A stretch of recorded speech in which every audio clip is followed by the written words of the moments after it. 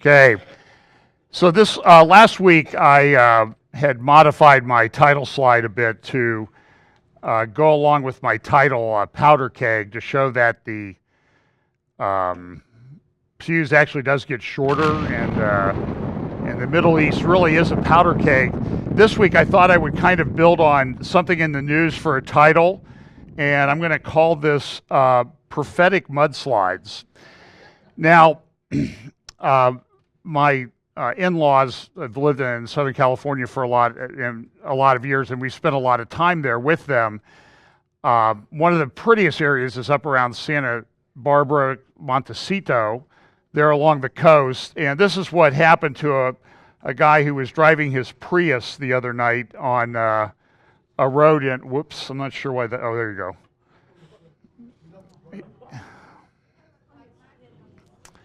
He's got his wipers on, though, so at least he's being safe. Now, listen, that was a major tragedy. There are a couple dozen people dead or missing, and homes destroyed. Some of the most expensive real estate that we have in this country was destroyed. His car, by the way, that couple was okay that was in that car. But the pictures, and I'll talk about it in just a moment, are just tragic. But it's sort of like the world is on the verge of a giant prophetic mudslide. That's my point. So last week I said we were a powder keg, and this week we had another example that things can change very dramatically in a very short period of time. A lot of people in Santa Barbara, Montecito, couple dozen by most counts, went to sleep the other night, laid down in their bed, and they're dead.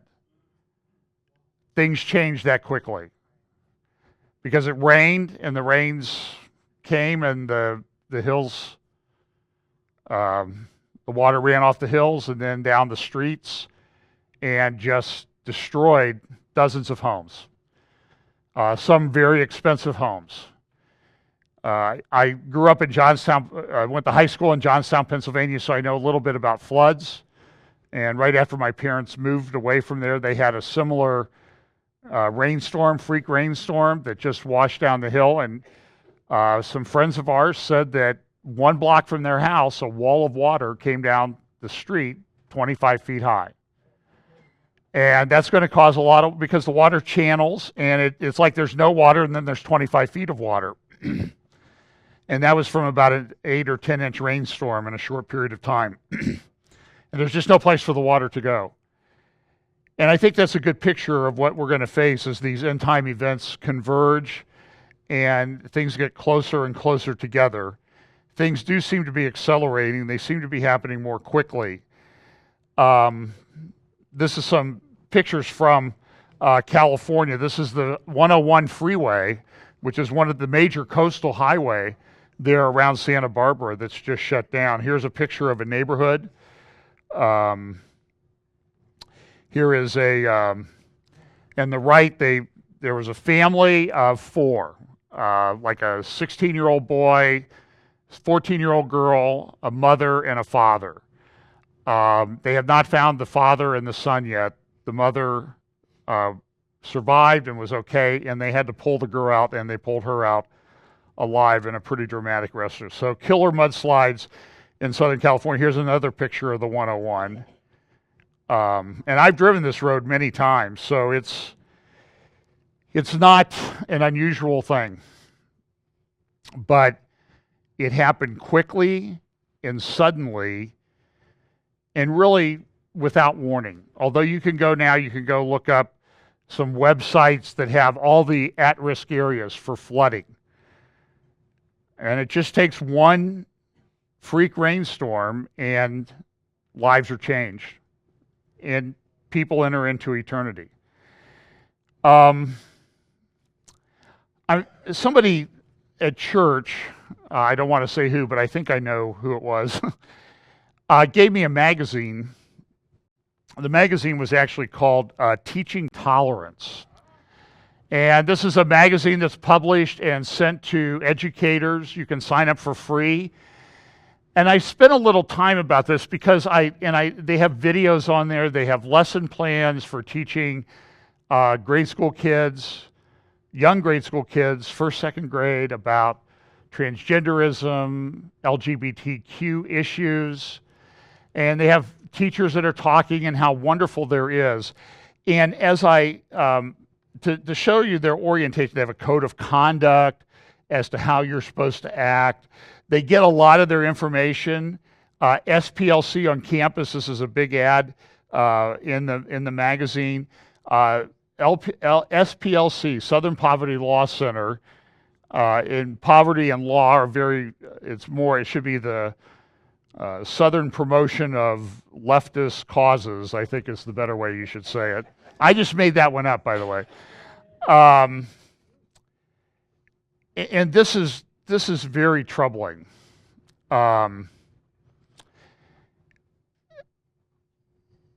I watched some of these videos. I'm going to spare you the playing them. And I know people are lost,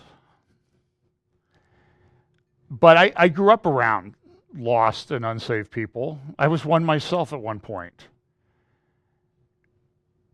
But people used to think rationally. And we talk about Romans chapter 1 and what it says, that a judgment of God is that people lose the ability to reason. And this is happening on a massive scale. These are educated people. These are people with master's degrees, PhDs, that are promoting this nonsense. Now, I do not have time to play you all the things that I listened to this week. And so I'm going to make some recommendations. One recommendation is, I believe it was on the Thursday or Friday podcast of Secure Freedom Radio. So just go to securefreedom.org, Secure Freedom Radio. Just Google that, or if you've decided not to follow Google anymore, go to, DuckDuckGo or Bing or one of the others, and go and listen to the show. I believe it is the last segment, and they were talking about the reinstitution, because of threat of litigation and current litigation going on, of bringing transgender people into the military. And they interviewed a 73-year-old man who has been through sex reassignment surgery, and he said, essentially, these people should not be in the military. One is that 40% of people that go through sex reassignment surgeries try to commit suicide. These are the people that the secular world, the medical profession, and now the educational establishment and everything tried to foster and be helpful, and it doesn't work. And as Frank Gaffney noted, it's because like every cell of your body kind of knows you're male or female, and you're trying to go against that. And it's really against nature. And I do think that the Romans 1 judgment that we talk about a lot is in operation here. And so I don't do this when I talk about it I do think it's crazy, okay? And I'm not doing it to run the people down necessarily. I'm pointing out what's going on that is really the fulfillment of what I think is Bible prophecy. And so take it in that context. We all know that these people need the Lord. That is the only hope for anybody. But it is shocking to me what the lack of reason that I see everywhere on these and many other issues. I'm almost speechless, and I'm speechless. I mean, really. Yeah. So here's from the Teaching Tolerance, challenging gender stereotyping and homophobia in sports. And I was thinking about gender stereotyping, on linemen in NFL football or NCAA football. Those are probably always going to be males. That's a gender stereotype. I believe all big linemen, those 6'7" people, they're even bigger than me, will, and that's saying something, by the way, that they will pretty much always be male. By the way, there's also some things that kind of contrary to evolution, they found out that about 20 years ago, the size of people is kind of leveled off. We're not getting the gains in height and everything that we got with better nutrition and that sort of thing. And the evolutionists are kind of like, well, this is kind of like not what we think should happen. The species should continue to get better and better. But they still believe it. There are people like, the 44th president who thinks that, well, we live on a different planet, is what he said this week. The people that are conservative. But look at this. This is a similar site, and this is what they're pushing. This is the official website that they're pushing up in Canada about teaching LGBTQ in grade schools and other schools. They have this: supporting diverse sexual orientations, gender identities, and expressions. Goals for SOGI inclusive education. Look what this says: inclusive learning. Classroom materials and activities contain positive images and accurate information about sexual and/or gender diversity. And they have all these things about it. And I agree there is gender diversity. There is male and female. SOGI history and culture, which reflects accomplishments and contributions of transgender and gender nonconforming people. Facilities. Individuals may choose to use washrooms and change rooms that match their gender identity, including non-gendered single-stall washrooms and change rooms. Now listen, this is from the official educational establishment in Canada. I believe this comes from British Columbia, and I think I saw something on here that this is what they're putting in schools in Langley, British Columbia, a suburb of Vancouver. I spoke at a conference there. Mike Clapham and I spoke at a conference there in early October. Beautiful, one of the most beautiful places, Vancouver, that you can go to on the planet. And the people in charge are losing their minds. I don't know how else to say that. It breaks my heart. Here's, for example, here's one of the magazines, a book by Michael Hall called Red, A Crayon Story, because you see the point of the story, and they have a video interview there with a little kid, and he says, I read the book, and I get the point of the book, because it's a blue crayon, but he says he's red, or it says, or they say it's red. And so even the little kids are picking, and this is what is being done. The little kids are picking up on it, and this is what's being done to shape their minds. It is propaganda. And the establishment goes along with it. And you think with a guy like Baby Trudeau in charge that they're going to change there? No.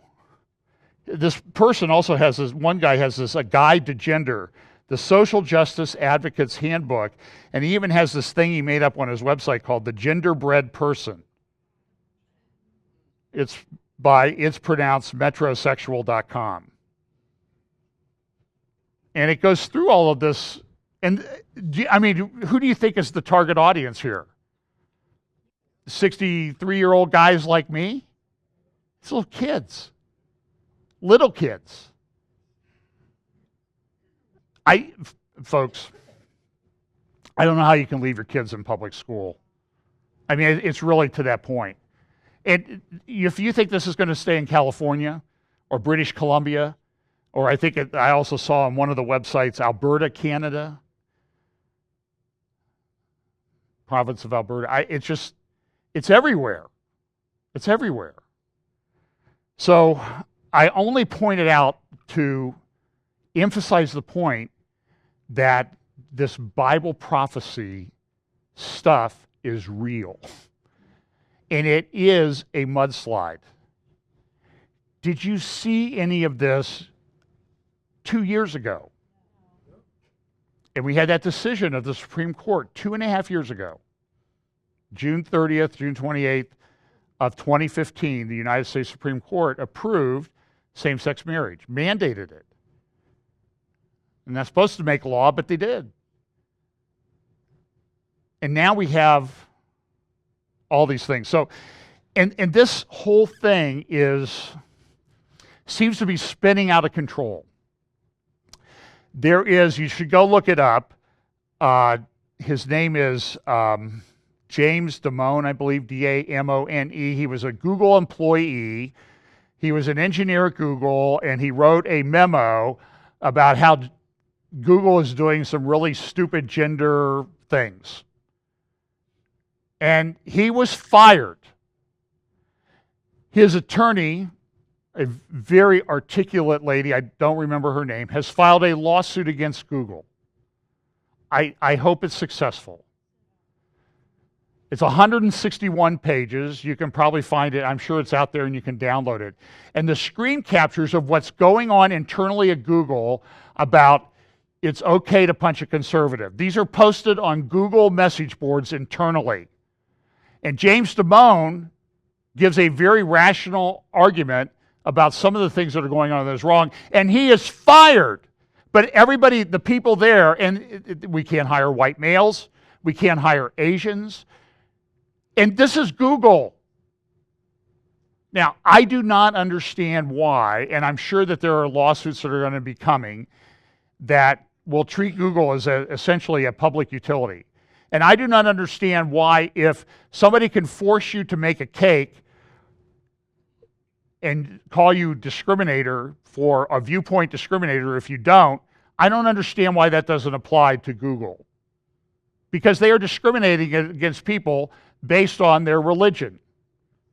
I don't care. I mean, it's a public accommodation. It's essentially a public utility.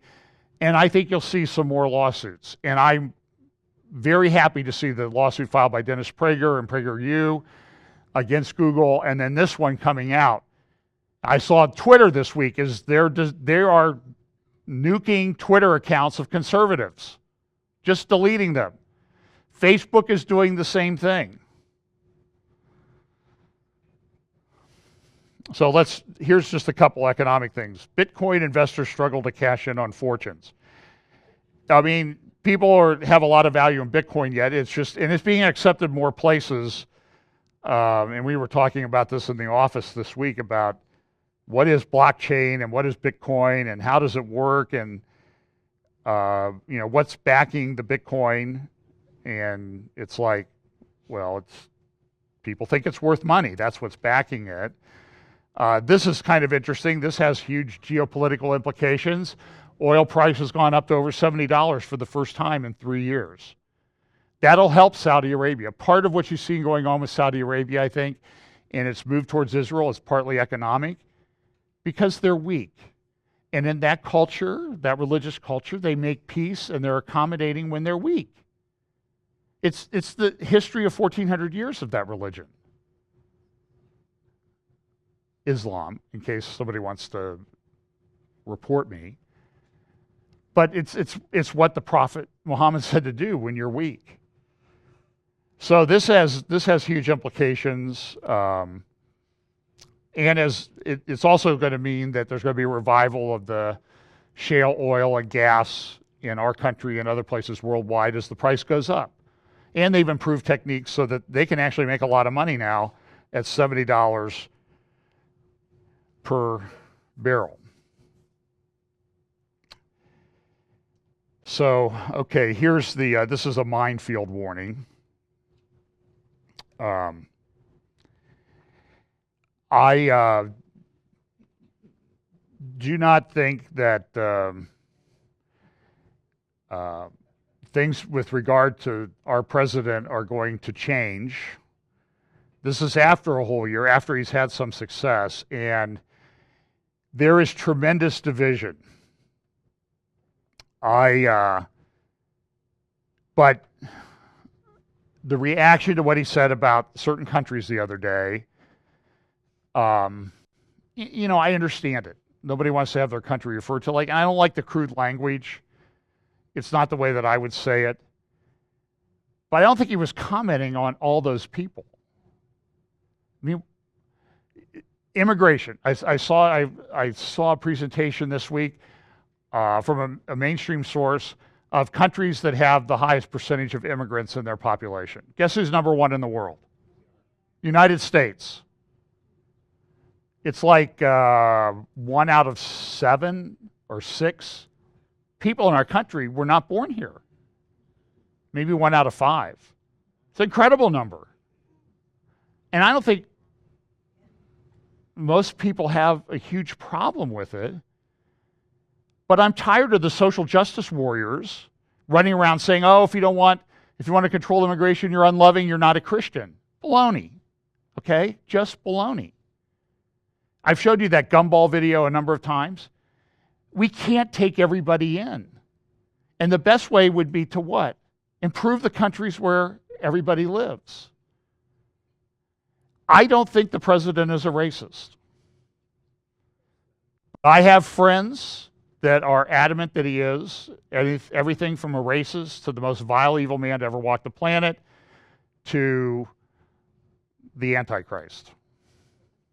And if you don't believe that, they'll disfellowship from you.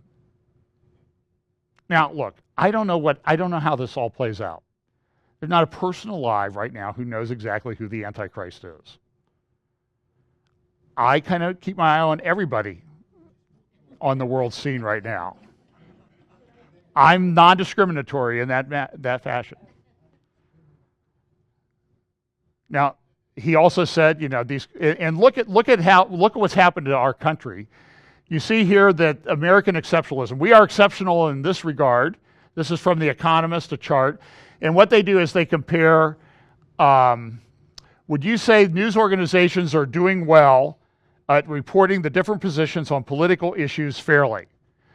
So, and then they show the difference between people who support that and people who don't. And so, for example, Canada's up there. There's a 21% point difference. Germany 18, Ghana 9, India 9, United States minus 34.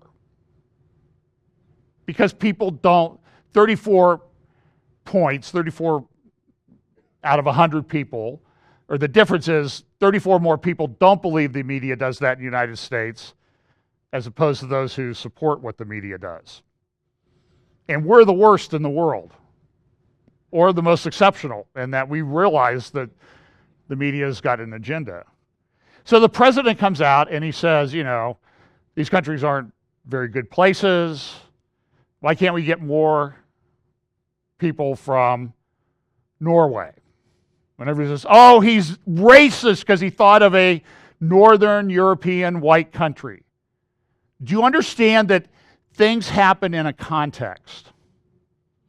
I use a lot of examples here of things that have happened to me over the past few days or week. Why would he mention Norway? Because he had just had a meeting with the Prime Minister of Norway.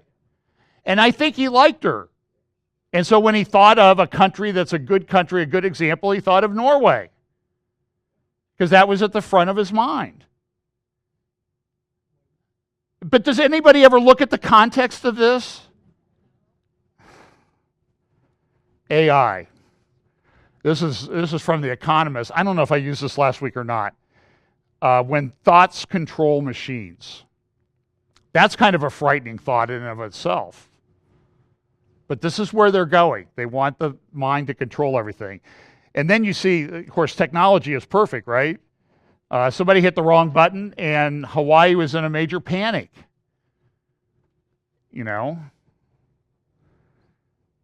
Probably worse than if they'd run out of those nice little, in case anybody from Hawaii wants to, send a gift in. You can, those little Mauna Loa toffee-covered macadamia nuts. You can buy them at the ABC stores, those little cans. Just send a case if you're shipping them that far. So I'll give them to a good cause. So, bigger panic than if they'd run out of Mauna Loa butter toffee macadamia nuts. And it turned out, well, we made a mistake. I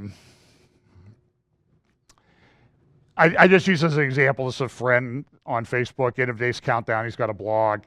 You can look at it. They have discussions about different prophetic prophecy issues. And what I'm finding as I study Facebook and I go through these is that nobody really agrees with anybody else on this. We all have our own thoughts on this, and I'm all for it. Look, I'm a lawyer. I'm all for my whole life, as I've said, is an argument. And so I don't mind arguing. We just need to keep the level at a pretty good level and stop with the throwing around the things. Putin this week. I'm just going to roll through a bunch of things here that may or may not be connected. Putin now looks like he's going to win the election, especially since the candidate that was probably most likely to beat him has been disqualified. It's a really good way to ensure your reelection. Now, if I ask you a question, how many would like to take a look at this picture and say, that's a church? You can raise your hand. How many would say it's a warehouse? Nobody's going to say it's a warehouse. You're only doing it because you think you're thinking the wrong way. This week in China, this church, where about 25,000 people worshiped, was destroyed, as were a couple other large churches. And this has been happening in China. Global Times, a state newspaper in China, described the building's destruction as part of a citywide campaign to remove illegal buildings, and quoted an unidentified official as saying that the church had been secretly constructed without proper permits and was initially disguised as a warehouse. Which only goes to show you that they have incompetent people in charge in China too. How do you build that in secret? Seriously. Now, we can question the design, but China doesn't like it. They think it's a threat, and so they do it. But at the same time, China's big, and they're pushing this One Belt, One Road initiative to kind of unite the world with trade. The big issue, one of the big issues this week was the JCPOA, the agreement on Iran and its nuclear program. There was, of course, the president came out and eventually at the end of the week and said, we're going to allow it to go, but this is the last time I'm going to let it go forward. We need to think about more sanctions, adjusting the sanctions. Of course, the EU immediately came out. They had a meeting with Zarif, as you saw in that lower video there. And Federica Mogherini, the EU foreign policy chief, came out and said, this is a good deal. It's a good deal. We think it should be enforced. It's great. And they had a nice little kumbaya moment and dinner and reception there with Foreign Minister Zarif of Iran. And there's no sound on this video, so I don't think there is. No, it's not. So we know there's been these Iranian protests and that sort of thing. But if you notice, they've kind of died down over the last week. Now, I don't know if that's true or not, because I'm not there and it's hard to get a lot of good information out of there. What happened was that there were, through our State Department and other foreign governments, they were able to get information to people in Iran about how to get around the shutting down of Iran's servers and that type of thing to allow them to continue to communicate on a platform that was similar to Instagram or Twitter. I think it's called Telegram.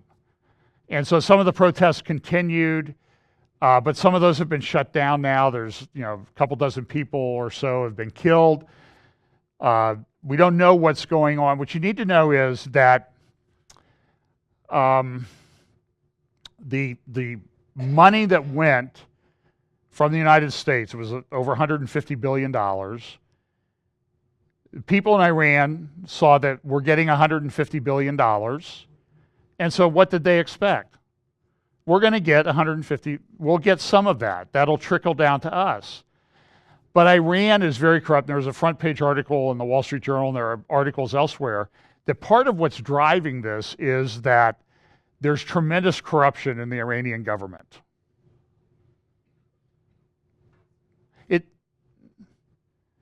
It's not all the Persian people who are bad, it's the government.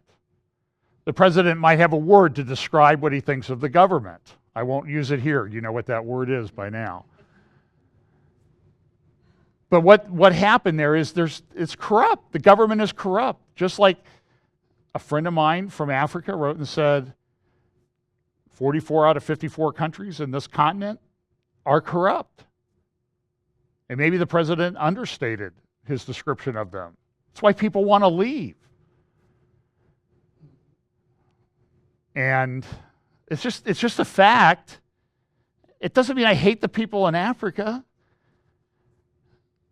It's just that we have to be able to discuss these things. And so the Iranian government is horribly corrupt. What was happening is they went to people, and what they did was they would have a bank, and the bank would make a lot. People, they would say, we're going to pay you 25% interest. So people say, hey, that's good deal. So they would put their life savings in these banks.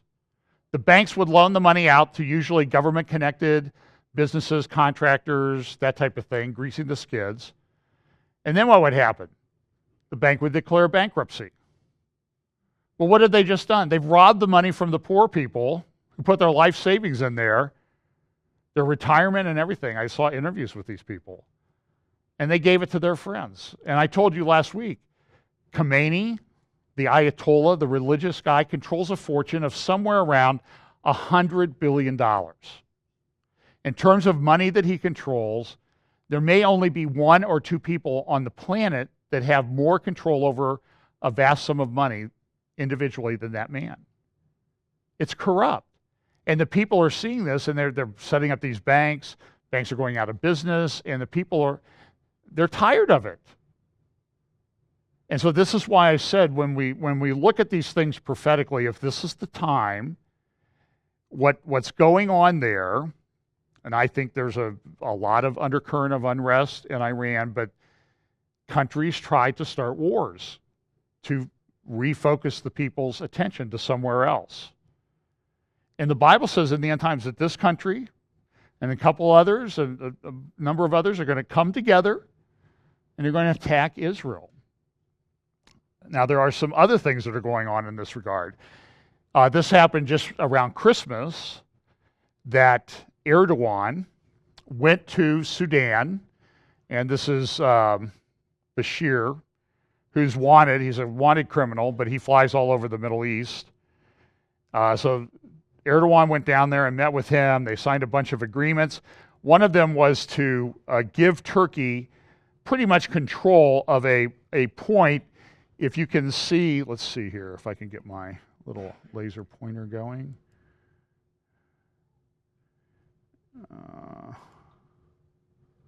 There we go. Okay. If you see here is Jeddah on the east coast of the Red Sea. This Red Sea here is roughly 100 miles across. Inland, by the way, in Jeddah, they're building the tallest planet on the tallest building on the planet.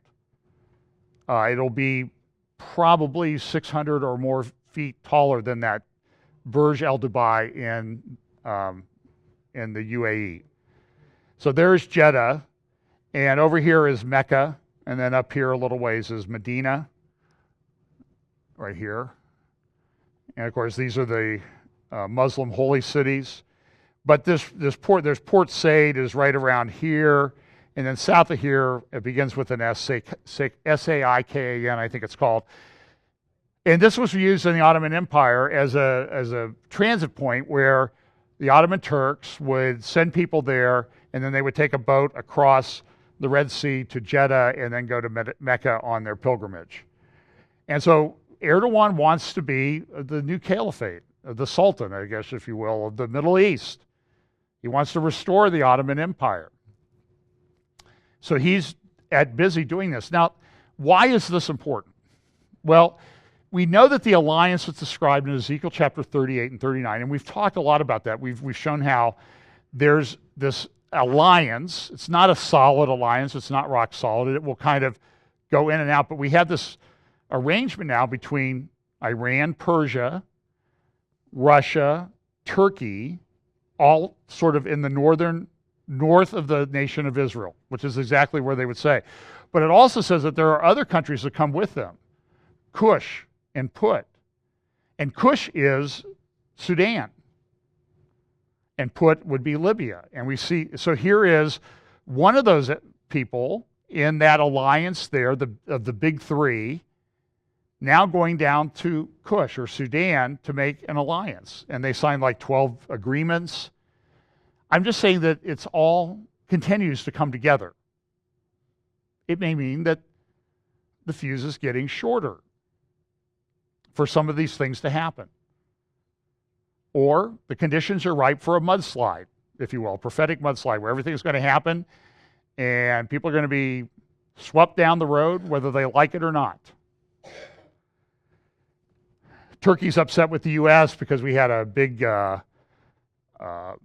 trial here and someone was convicted that's close to the Erdogan government. So he says, we're not going to give you anybody that's you want to extradite from our country to stand trial in the U.S., and they want the Fethullah Golan, who lives up there in the Poconos. They want to get him back. And so the relationship between the U.S. and Turkey is very tenuous. But at the same time, Turkey's a little bit upset with Russia. So there was this Syrian militants launched a counteroffensive in Idlib in the northern part of Israel, or I'm sorry, Syria. So you see here, this would be Tripoli, Beirut area right here. And so there's Tartus, that's the seaport right here. There's a base, Russian air base in here. And so up here in the northern part of Syria, in Idlib province, it's really under the control of Turkey. But there's been an offensive launched against the rebels that are there that are anti-Assad government, and Erdogan and Turkey is anti-Assad. So Erdogan wants to control that country. I've showed you maps of what he wants to do. And so there is there's an alliance, but it's not a really strong alliance. And what we know prophetically from Daniel chapter 2 is that this final empire that kind of comes together, and I think it's broader than just Europe. That's just my take on Bible prophecy. And I have friends who disagree with it. We'll see how it plays out. But what it says, though, is that this final empire is iron mixed with clay. It doesn't really adhere together. And so what I'm saying is that even when you see this Muslim alliance come together, it's iron and clay. It doesn't mix. It's not strong, but there's still an alliance. All I'm telling you is that these are the conditions that the prophets said would exist in the end times. These people would be aligned together, but it would be any of these alliances are going to be sort of like iron mixed with clay. It just doesn't adhere together. Caroline Glick has a good article. I think this was Tuesday in the Jerusalem Post. The Palestinians race to the bottom. And how bad could it be? And I don't think she's a prophet, but she sort of spoke prophetically in this, because what happened virtually the next day, that day, it was published on Tuesday, and this is the Wednesday Jerusalem Post, and a rabbi driving up in Samaria, near the turnoff on Route 60, which is the major road up through there. Pam and I were on it just, in May. And we took the turnoff over to Nablus, and this rabbi was shot and killed in a drive-by shooting. The response of the Israeli government has been, we're going to recognize this unrecognized we're going to make this settlement official. It hasn't been to this point. And so they had a big funeral the next day. Naftali Bennett went as a representative of the government, and he tried to speak, but he was essentially shouted down by cries for revenge from the crowd. And things are very tense up there. They were tense up there when we were up there, and so the IDF has been going through Samaria, Nablus, trying to find the person or persons who killed this rabbi. He was 35. He had 6 children.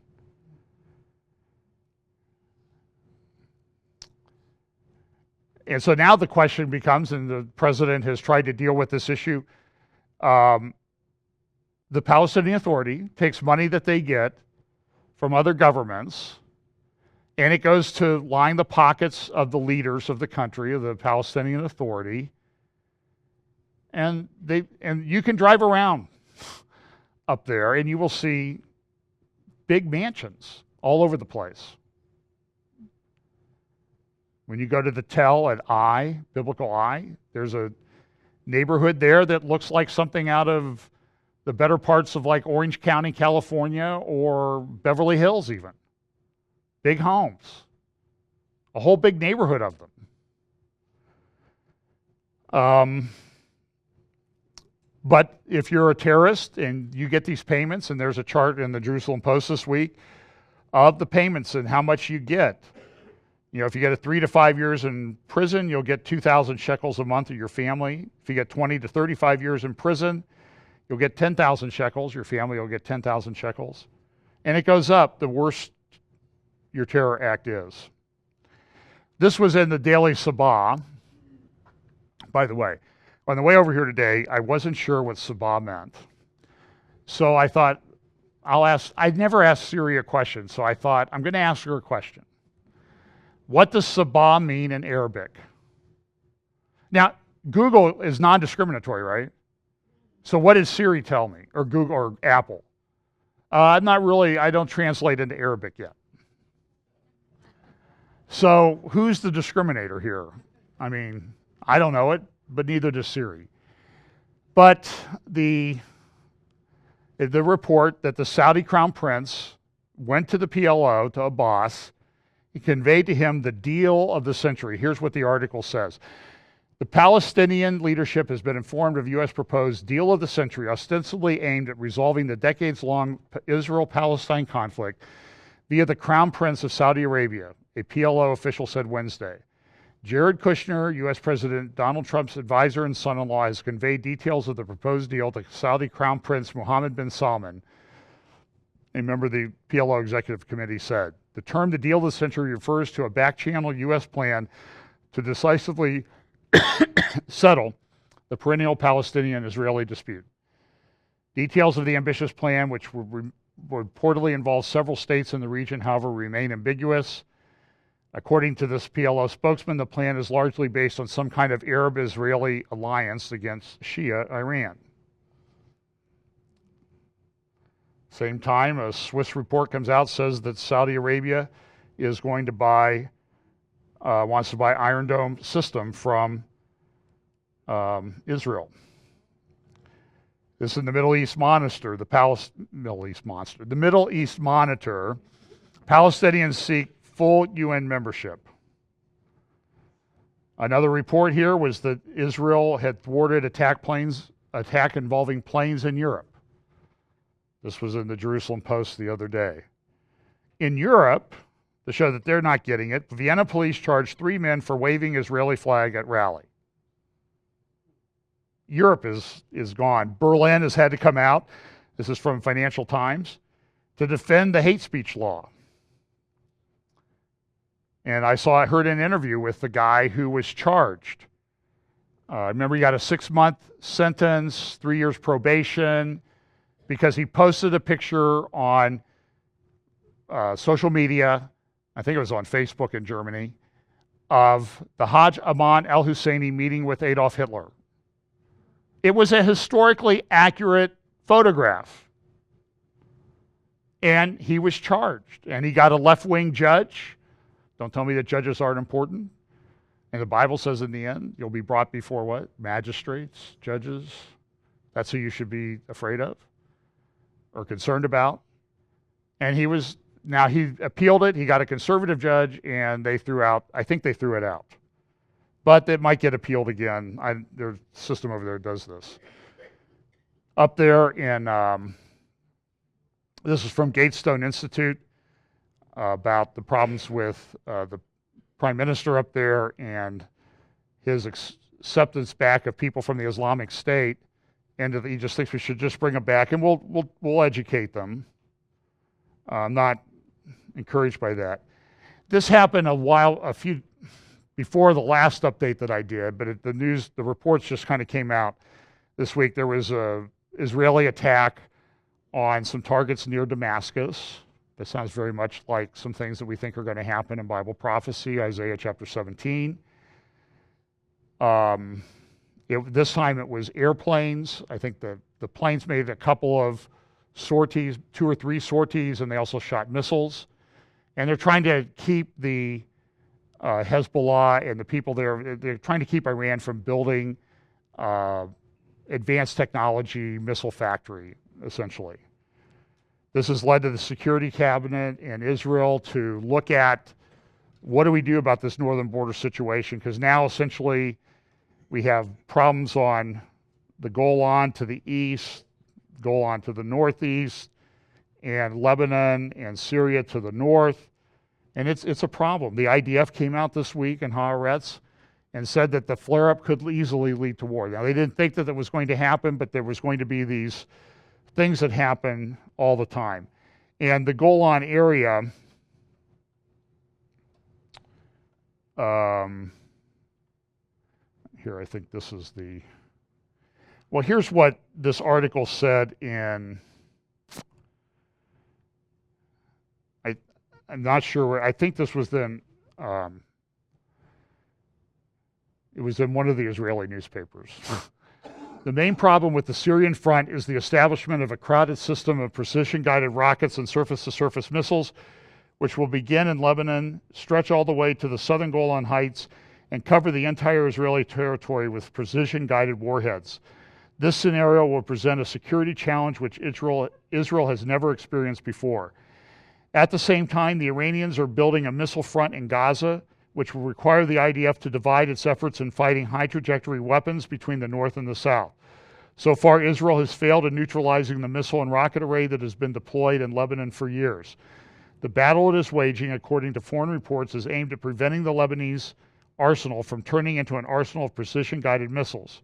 In Syria, on the other hand, the Iranians are likely just beginning the process of building a similar and more crowded missile arsenal based on an existing local industry and on the land bridge from Iran to Syria through Iraq.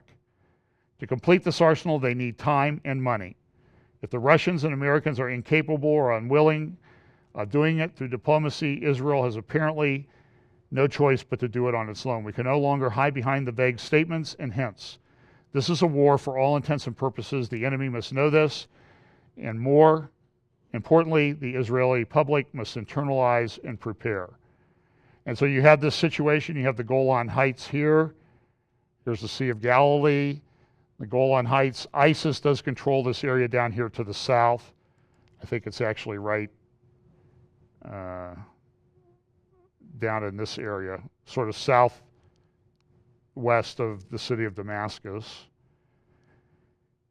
It was Arid Shiva is where I saw this. The recent Air Force strike, according to Syrians, was carried out in a military complex near Al-Katifa, where Syrian Scud brigades were stationed in the past, and which likely houses rockets, missiles, production factories, and storehouses intended for Syria and Lebanon. It's a problem, and Israel's going to have to deal with it. This is the article from which I took that. This article at the Begin Sadat Center about securing a Jewish future in the West Bank following Trump's Jerusalem declaration.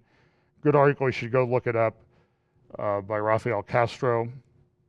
Here from Ynet, another article about the Iranian wall of fire that's taking place in Hezbollah and what's going on, and something needs to be done. This report says the covert battle waged by Israel against Iran on Syrian soil, according to foreign reports, is coming out of the fog.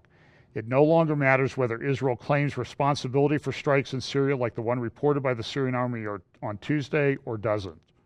They have to do something. Now, this is interesting. Gal Gadot, she played in Wonder Woman. She's an Israeli actress, and she wore a dress that had been designed by the famous Lebanese designer. And he posted a picture of it on Instagram. And he had to take it down because you brag about dressing an Israeli, a Jew? How dare you? I mean, so it shows that this is very much embedded in people.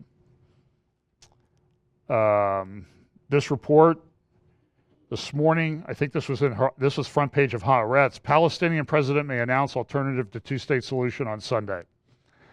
So what we'll see what happens. At the meantime, one of the ministers in Israel, Isaac Herzog, called for a Saudi role at the Aqsa Mosque. Well, who's upset about that? Who controls the Aqsa Mosque right now, the Temple Mount? The Jordanian government, through the Waqf, the religious authority. This is an article in the Financial Times about the Iran-Saudi battle through proxies. And so we see this even, when a minister of the Israeli government comes out and says, well, the Saudis should have a role at the Aqsa Mosque, they're playing into this proxy war between Iran and Saudi Arabia. And here are a couple reports. There's a report that there's a Sunni rift is occurring. You have Turkey, you have Saudi Arabia, you have Qatar, and they're all fighting with each other. And what's happening is Iran is taking advantage of that. And here's a report from Deb Kafile on ILTV. I'm going to play this one and another one, which is kind of something that I've only confirmed a couple places, but it's not heavily reported. But here's just a little report on what's going on from Deb Kafile. Meanwhile, Iran has moved its military focus from Iraq to Israel's borders. As a result, Israel may find itself facing a decision to engage Iran and Hezbollah later this year as they draw closer to 3 of its borders. 5 factors will influence this decision. First, Iran has opened the Overland Bridge. Second, Israel and the U.S. will not allow Iranian Revolutionary Guards to set up a military-industrial complex in Syria, which Tehran plans to be its Middle East weaponry hub for supplying rockets to Hezbollah, the Syrian army, the Shiite militias, Hamas, and the Islamic Jihad in the Gaza Strip, along with other Iranian agents. Third, Jordan's security is put at risk with Iran's method of expansion. The rise of a pro-Iranian leader in Amman would threaten Israel and destabilize the region. Fourth, Al-Quds chief General Qasem Soleimani has been bringing pro-Iranian Iraqi Shiite militia leaders to Beirut for meetings with Hezbollah commanders. Last month, Akram Abbas al-Kabi, head of the Iraq Harakat Nujaba, met with Hezbollah leader Hassan Nasrallah in Beirut to discuss establishing militias in Iraq, after which the Golan Liberation Brigade was created to assist Syria in reclaiming the Golan from Israel. Last month, Debka exclusive reports revealed that Iraqi Shiites, Hezbollah, and the Islamic Revolutionary Guards Corps set up operational headquarters in Damascus for coordinating operations on the Syrian and Lebanese borders with Israel. Finally, last October, a top-ranking Hamas delegation traveled from Gaza to Tehran, headed by Deputy Leader Saleh Aruri, and decided that Iran and Hezbollah would fund, train, and arm Ezzedine al-Qassam, the military wing of the Palestinian Hamas. And that's interesting. Did you catch where they had set up the headquarters for this coalition? Damascus. Now, you have Israeli cabinet, Prime Minister Netanyahu, and if you remember when I played you the part of the speech by the head of the Israeli Air Force at the Herzliya Security Conference back in July, I think it was, the head of the Israeli Air Force said, what took us 6 weeks to accomplish in the last Lebanon war, we will do in 48 hours. And the implication of what he said, it would be shocking. Now, a lot of this sounds very much like Ezekiel 38 to me and other wars. Look, there's going to be a perpetual state of war until the Messiah returns. But there was one other little news thing that occurred, and it shows the rift that's developing between Jordan and Saudi Arabia. Now, the Hashemite family that controls Jordan, King Abdullah and his father before him, King Hussein, they used to control the holy sites at Mecca and Medina. But when the Saudis took over most of the Arabian Peninsula, there was a big Sunni area that was sort of left down and formed the country of Yemen. And that's why you see the fighting there. It's a war between Saudi Arabia and Iran, but it's fought through proxies in Yemen, the Shia and Sunni groups. The Hashemites were forced out, and they were given the kingdom of Transjordan, Jordan. And then this report, and I've seen this a couple places, but it was on the Debka File report, so I'm not going to vouch for its total credibility, but it was kind of interesting what's happened in Jordan. We know that in Saudi Arabia, they arrested all these princes and people, and they've been making these deals with them. The government's been getting a big stake in a lot of these companies, like the one at Talil, who owns like Four Seasons, and some of these other big corporations own a big stake in Fox. They've gotten part of his companies, and it's cost them, I've heard, as much as $5 billion to get out of jail card. They've now formed a board to govern the Bin Laden Group. That's the big construction company in Saudi Arabia, started by the father of Osama bin Laden. And whoever's running the Bin Laden construction group is still under detention and not cooperating, and so they're being so this is the way it operates, and then this was a report in Debka and some other newspapers recently. The Debka File reports that Jordan's King Abdullah announced that he is the servant of the first Qibla and third Holy Mosque. The king had been criticizing Saudi King Salman and Crown Prince Mohammed for abandoning Jerusalem after Trump's announcement that Jerusalem is Israel's capital. To emphasize his statement, King Abdullah handed out large pins, which highlighted his role, and every Jordanian official was seen wearing this pin on Sunday. The king has openly opposed Trump's Jerusalem policy, while Saudi Prince Mohammed bin Salman and United Arab Emirate ruler have asked him to stop criticizing the policy and suspend ties with Turkey and Qatar. King Abdullah expressed his reply by claiming his religious role is equal to the Saudi royals. This power struggle could create a larger confrontation with direct repercussions on Jerusalem.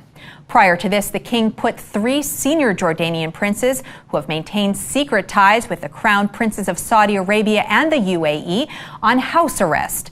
The 3 princes have not been seen since their reported house arrest. Well, so what's the key takeaway from there? You got to listen for key words in there. A conflict over, it's going to be, flashpoint is Jerusalem. Mm-hmm. Does that fit? I'm going to close with this.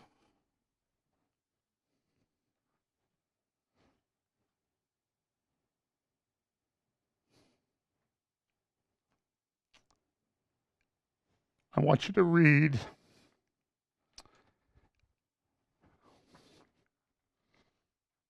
First Corinthians 15. Paul talks about the fact of Christ's resurrection. Now I make known to you, brethren, the gospel which I preached to you, which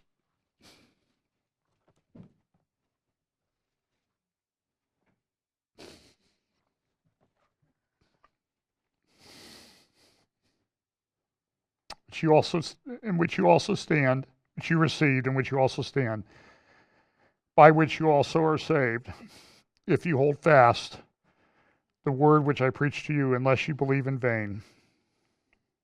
For I delivered to you as of first importance what I also received, that Christ died for our sins, that he was buried, and then he raised on the third day, all of this according to the scriptures, Appeared to Cephas, to the 12, to more than 500. They appeared to James, the apostles, and last of all to me. I say this because of all the things I talked about today, this is the most important.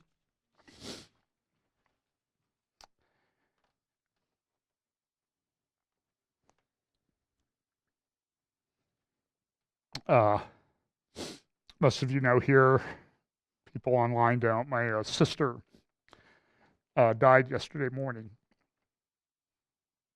Her husband found her about 24 hours ago. She was 69 and seemingly pretty good health. Went to bed early Friday night because she didn't feel well, and she usually slept in kind of late since she's retired. And when she didn't show up, my brother-in-law went and found her that she had passed away. I'm sad, but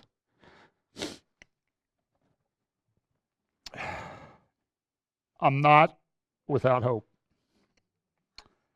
that I will see her again, because I know she believed this. Folks, I'm going to tell you, time is short. It is not a joke. Whether you believe this or not has eternal implications, and you dare not delay. I'm sure when Sally went to bed Friday night, she expected to get up and do something on Saturday. None of us know that. Any one of us could meet the Lord in the next moment or die. The only thing is this in 1 Corinthians 15. That's what you need to believe. Let's pray. Father, thank you for the gospel. Thank you for the hope that it gives. In Jesus' name, amen.